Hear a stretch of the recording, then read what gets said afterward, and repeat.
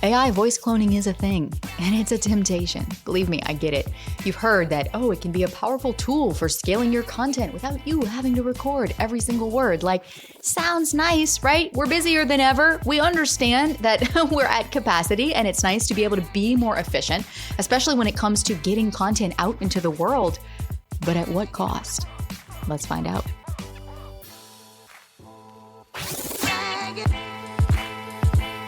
Welcome to Insider Secrets to a Top 100 podcast. I'm your host, Courtney Elmer. Let's make your business binge-worthy.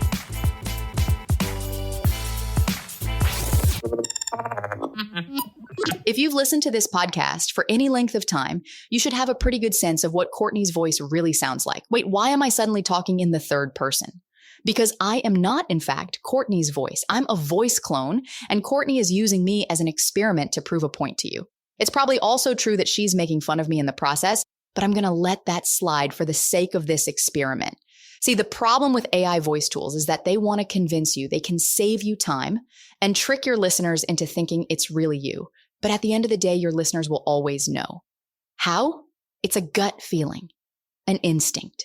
One so subtle that you'd almost ignore it, which is what people who clone their voices are hoping you will do. But you're smarter than that, and you're going to sense a disconnect, even if you can't quite put your finger on what it is, or why suddenly the podcast you always loved seems different. This has to do with something called the psychology of connection. In fact, only 7% of what you actually say is processed consciously through words. The other 93% of what you say is processed in a listener's brain unconsciously or automatically. It's the micro inflections in your voice, the resonance, the lived experience, the raw emotion, the energy that you bring to your voice. And that's what makes you fall in love with your favorite podcast host, and it's something no robot will ever replicate. Courtney wants you to know that if you clone your voice and try to pass it off as you, your listeners will know, think about it. If your best friend cloned their voice and called you, you might think it was them at first, but something deep down would tell you it wasn't. That's why when people get those scam calls where a loved one begs for money, they don't just blindly believe it. They text, they check. And every time they find out, no, I'm not in jail. What are you talking about? Call it psychology at work, call it energetics, call it intuition, call it the soul recognizing what's real. But there is something about the authentic human voice that simply cannot and will not ever be replicated.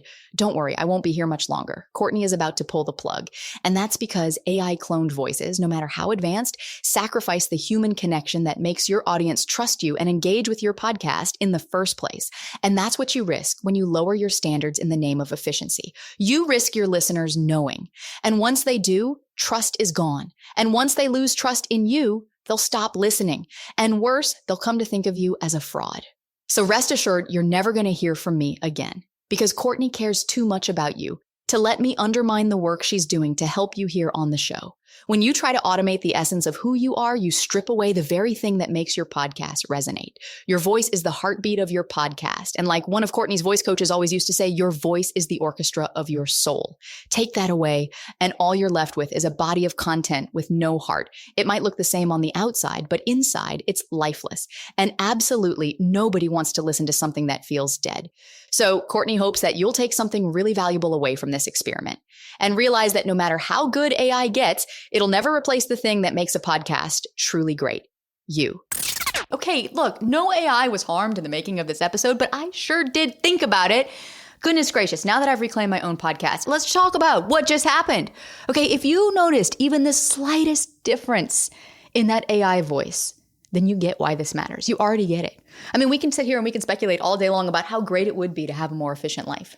But looking back through history, where has efficiency actually gotten us? First, it was the car, then the washing machine, then the crock pot, then the computer, then the smartphone, now AI. And yet, I don't know about you, but I feel busier than ever. I feel more exhausted than ever. I feel more disconnected at times than ever. And we don't need to do anything else other than look back through history and see that efficiency comes with a cost. It always comes with a cost. Yes, I love being able to let dinner cook and laundry wash while I do things that I care about more, like making a podcast. But I also miss the days when I would actually have to pick up the phone and wait for a dial tone and dial in my friend's memorized phone number and call them to talk to them. I miss walking to my friends' houses and being like, okay, I'm here for the night, for the weekend, for the week. I don't know. I don't know how long I'm staying, but I'm here. And it was just that freedom of living in the moment that we don't have anymore, that in many ways has been stolen from us in the name of efficiency. So even if it seems like AI is taking over the world and that content is becoming a commodity, well, then guess what? Guess what that makes more valuable? The real thing. The original, the OG, not a replica. Technology is going to continue to advance. We all know this. And it's tempting to use technology to streamline things. And believe me, I value my time. I know you do too. I am all for saving time anywhere that I can. But you have to also calculate the cost. Because at the end of the day, if AI is actually devaluing your expertise, if it's actually undermining the work that you're here to do, is that worth it to you? Is it worth it? That's the question you have to answer. And it's the question only you can answer. I can't answer that question for you. But think of it like this. Think of Picasso. I'll never forget the art history class that I took. I don't even know if it was art history. It was like an art class. I mean, we studied art history, but I literally have sketches on the walls in my house right now of the one time where I was so immersed in the world of art that I could actually draw. And now my son is like, Mom, can you draw something? And I'm like, yeah, like here's a little stick figure in a tree. Like, I don't know. I don't know how that art came out of me, but I had this incredible art teacher who would talk about these artists. And she really helped you get to the heart of connecting with the creativity in you. I absolutely love this class. I was obsessed with it. And I'm going on a tangent now, but think about Picasso. All right, let's just name a great art, any of the great artists, Da Vinci. I mean, whoever you like. Imagine if your job was an art authenticator. Okay, well, then you would have the skills to spot what was real and what was fake. Like if that was your job, I mean, think of all the TV shows that you've watched where they're like, they bring in the art and they're not sure if it's stolen. And then the art authenticator is there and they're like, no, I'm scratching this little corner off and I'm looking at it and I'm right. No, this is not by Picasso, right? Like they know, they have the skill set. But guess who the authenticity experts are in the world of podcasting? Yeah, your listeners. Except instead of handing over their hard-earned dollars for some priceless work of art to hang on a wall, they're trading something even more valuable, their time. Think of it like this. If you were given the choice, who would you rather listen to? Let's say you're a fan of, I don't know, whoever. Name your top podcast host that you absolutely love. It doesn't have to be me. I won't be offended. Alex Hormozi comes to mind because he's very prolific when it comes to creating content. But it's Alex creating that content. One of my good friends manages the Hormozi podcasts. It's Alex creating that content. Who would you rather listen to? Would you rather listen to Alex or an AI version of Alex? We would all pick the real thing when given the choice. This is why Louis Vuitton can charge what they charge for a wallet. It's why Louis Vuitton can charge what they charge for a pair of shoes that you wear on your feet. Like, look, there's no doubt in my mind that you are as legit of an expert as they come. You know your stuff. You're here with an intention to make a real difference in the world. If you listen to this podcast, then I know that. I know that's where your heart is. But it's not me that we have to convince. It's your listeners. Because value is in the eye of the beholder. And people are always going to pay more and gladly will pay more, whether it's dollars or time and attention, for the real thing. So think about that when it comes to your podcast. It's not about saving you time. If you want a top binge-worthy show, it's about convincing your listeners that you are who you say you are, which is going to be a little hard to do if you're outsourcing yourself to a robot. Because if AI is driving the value of content down because it's commoditizing content, then what goes up in value is the original, the real deal, the authentic, the handmade, the one of a kind. So here's the bottom line. If it's important to you to be seen as the go-to authority in your niche, here's how I see it. Here are the 5 things you should never outsource to AI.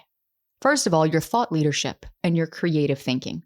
Yes, we can type an idea into ChatGPT and get a polished answer, or maybe brainstorm some additional things that we didn't think about. But at the end of the day, we shouldn't be asking AI to create the content for us. That's where we go wrong. That is where the disconnect starts to happen. Because if AI is the sum total of all human wisdom in the world, then guess what? It's only giving you what's been thought of before. Where's the original in that? I'll ask AI, hey, look, here's the transcript from an episode that I just recorded. Can you suggest some title hooks or angles that we could potentially use for these titles? But at the end of the day, what's hilarious to me is every time that ChatGPT comes back with all of these titles, I'm like, this has been done 1,000 times before. There's nothing original about it. What's worse is that sometimes we'll use ChatGPT very specifically and strategically for brainstorming when it comes to podcast titles. But rather than trying to come up with titles that are new, we're using it to see what's been done before. Because I guarantee you that ChatGPT will give you a list of everything that already exists out there. So if it's giving me a list of all of these ideas, guess what? It exists in some shape or form out there, and therefore it's not original enough. So yes, use it to brainstorm. But never let it give you the ideas. Those original ideas, that thought leadership, that creative thinking, that has to come from you. The other thing that you should never outsource to AI is your core messaging and your positioning. Whether this be for your podcast, whether this be for your business, whether this be for whatever mark you're looking to make on the world. We all have heard that the one thing that defines you is you. You're the differentiator. You're your niche. And yes, there's a big vein of thought along those lines about how you are the only unique thing that you can deliver to the world. And in some senses of that turn of phrase, it is true to some degree. However, there are other things that we need to look at as far as what is already being offered to your ideal audience, to your ideal market, to really dial in messaging that's going to resonate with them, positioning that's going to resonate with them, to make sure that you're offering something different enough. Not different in that it's so far out there, nobody's going to go for it, but different in that it hasn't been done before, or it hasn't been done before in this way, where it brings something new and fresh that makes people lean in, that makes them engage. So this is, again, something that you should not outsource. I mean, please do not ever ask ChatGPT or whatever other content copywriters to write the core content that goes on your website. A lot of people do it. I don't do it, and I don't recommend it. And it's because that messaging, the core messaging, can only come through you. This goes for emails. This goes for anything that you write in your business. Now, people are going to push back on me on this. Maybe you're sitting here and you've got resistance because you're like, Courtney, there's no way I could ever write and create all of that content. The standard that we uphold here within Pod Launch is that my eyes go on every single piece of messaging, every single piece of copy that goes out to our community, whether that be the public community at large, social media, whether that's our clients, whether that's those on our email list. I'm either writing it, or if someone else is drafting it, I'm looking at it, I'm revising it and approving it before it goes out. I know it's a high standard, and I take full ownership of that standard because it matters that much. It matters that much. And from the moment that I started doing that, rather than trying to regurgitate the thoughts or the ideas that I had heard from other people that I thought were really smart and trying to pass them off as my own, the moment I stopped doing that and started owning what I really thought and what I really wanted to share with you, and the way that I really see things, that was the moment my content started resonating. That was the moment our audience started growing. That was the moment the podcast started picking up traction. That was the moment that our program started scaling. So again, people pay more time, money, and attention to the real thing. It's inherent within it.